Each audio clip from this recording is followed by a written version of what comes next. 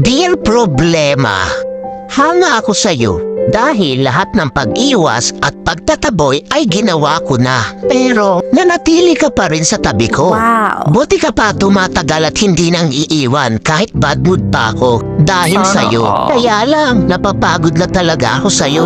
Pwede bang tantanan mo na ako? I-give up mo na ako, please.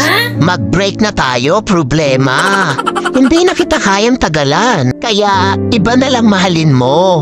Mababaliw na ako kaiisip sa'yo. Pwede, ikaw na lang mag-isip sa akin. Ikaw naman mamroblema sa akin. At nakakapagtaka ka rin problema, no?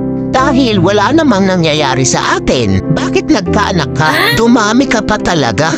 Pwes, hindi akin yan. Nagawa mo rin pala talaga akong lokohin, ha?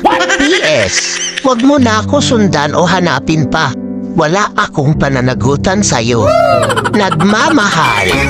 Stress.